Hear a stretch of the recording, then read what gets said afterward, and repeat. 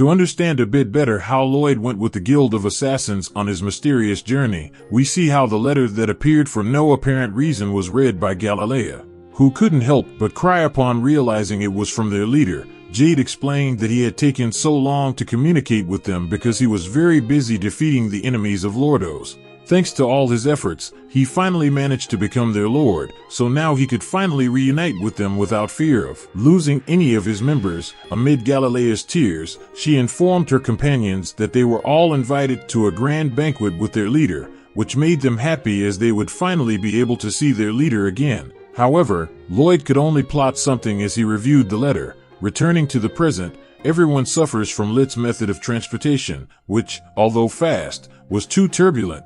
But Lit remembered that they had practically begged him to take them to their leader, Jade. To also lift their curse, Lit took the opportunity to ask Ren if she saw where the letter they had just read came from, and she only remembered that it appeared out of nowhere. This response was more than correct, as teleportation is one of the most complex spells that exist, to the point that no one has figured out how it works correctly. Therefore, the letter appearing at this point instead of anywhere else was no coincidence. In other words, it made the whole group understand what the prince was trying to say, which was that their leader might not need their help anymore since he could control this power now. But this only raised more questions for the group, as Lloyd's words made sense. If their leader was indeed so capable, why didn't he just speak to them in person? This led them to question whether the letter was genuine or a lie. However, Ren didn't want to think ill of their leader, so with a strange and unconvincing smile, she reassured the rest of the group that he probably wasn't ready to see them yet. An intensely curious Lloyd appeared,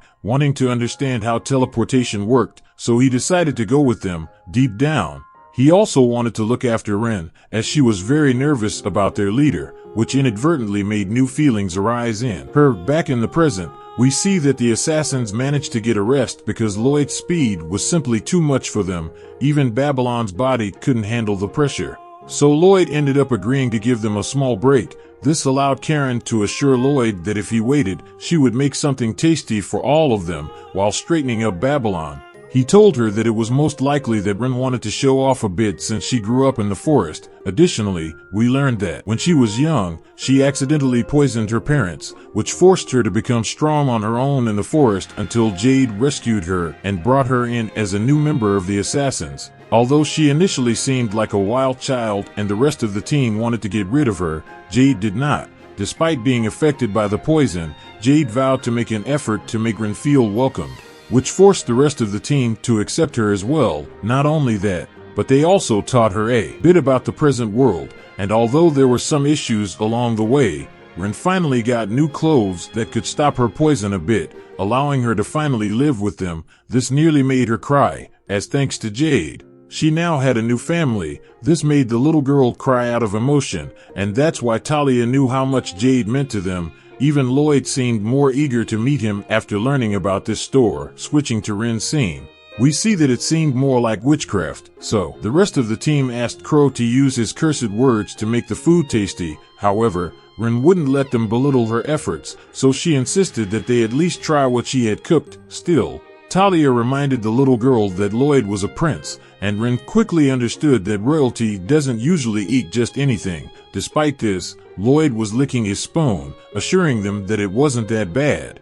In his previous life as a vagabond, he had tasted much worse food than what he was eating, so the rest of the assassins didn't hesitate to try it as well. Confirming that it was delicious, thanks to Lit's seal, Ren didn't accidentally poison the food, and everyone was able to enjoy her curious soups. We also learn about a story from the past where Jade was happy that the Adventurers Guild had now placed bounties on their heads, which made the whole group happy as they were slowly becoming less marginalized and getting closer to becoming important figures in society. However, Jade himself knew he couldn't keep hiding the truth. Out of nowhere, he began to reveal that he had only told them he was a simple vagabond, but in reality, he was the third son of the Lord of Lordos. He had approached them as a nobleman to use them because his family was a group of evil people who only knew how to plan wars. He was desperate to stop them. Jade revealed that he had only approached them to find a team that could help him. This didn't impress the rest of the group, as they had suspected it at some point. Well, almost everyone, as Ren was very impressed by the incredible revelation of the century, but the rest of the team knew they were mere outcasts. And Jade had given them a family and hope, so they simply couldn't hate him. Jade's kindness made him decide that he must now face his family alone. After all, if people found out that the Assassin's Guild was involved in something as important as extreme politics, it would all be over for them, and all their efforts to be free would have been in vain. As the rest of the group held back their tears, they listened to their leader asking for a simple promise that they continue with the Assassin's Guild even if he never returns to them, as this would keep alive the promise that someday they would all be free. But his goal was clear, which was to return to them so they could finally live together in society. This story was so sad that even Grimm cried a bit. Later, Lloyd had fallen asleep like an angel, and the rest of the guild couldn't believe how cute he looked. However, Grimm assured them that he wasn't so cute, as even asleep, he had an active barrier. As for Ren, seeing Jade's castle made her want to leave Lloyd in a safe place in case Jade was really being manipulated somehow. But Grimm knew they were actually in more danger than Lloyd, so he decided to accompany them while Lloyd rested among the flowers. Once inside the castle to gather information, they realized that it seemed like they were really expected. Even Grimm couldn't detect anything evil from above. However, one of the castle's members found them and didn't hesitate to take the honored guests to the party, which was for them.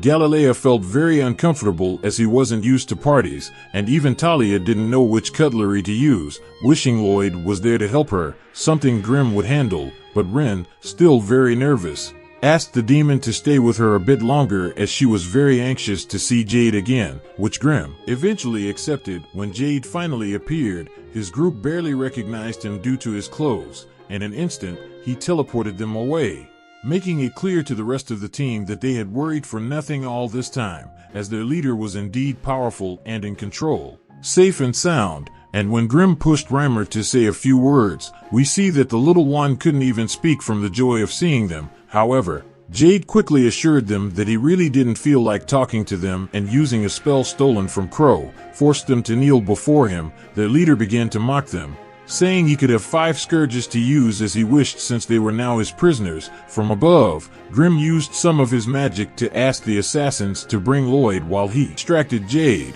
but he was very scared, to the point of admitting it was better to flee. Using his teleportation, Jade managed to seriously injure Grimm, sending him flying far away to where Lloyd was. Ironically, upon waking up, Lloyd noticed Grimm was very badly hurt and only spoke about Jade, who had deceived the assassins with fake people. Among them were psychic forms that had infected humans to control them. At this moment, Jade revealed that they were all demons brought from the underworld, from beyond the continent, specifically from his homeland. They appeared to obtain a supreme body to rule, and Jade's body was perfect for that, along with his teleportation ability. Now we know the demon, who introduced himself as Gazarm, had killed Jade to take over his body. However, the demon admitted that it took him months to dominate Jade's mind, during which he enjoyed torturing Jade constantly to break his soul. Ren didn't want to hear more, but the demon hated being interrupted, so he kicked her, sending her flying, and continued to tell his problems, which had always been the Assassin Guild.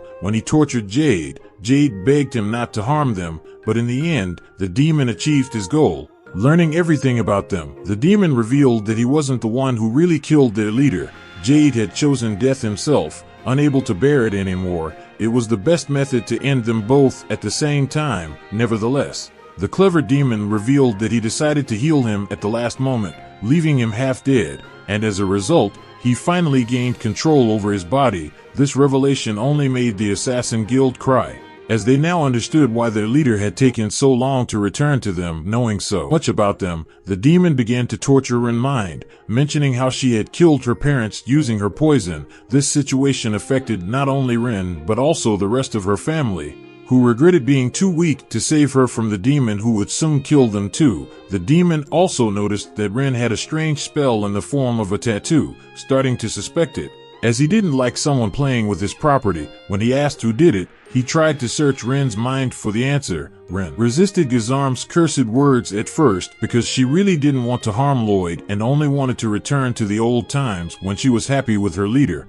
But now that he simply didn't exist, she faced the harsh reality where a demon was asking who had enchanted her. Just at that moment, a huge spell began to appear in the sky, along with a bunch of shields protecting her friends. The spell fell like a massive column of light, so powerful it destroyed the ground and many demons. Obviously, the user could only be Lloyd, who this time looked scared because he wasn't smiling.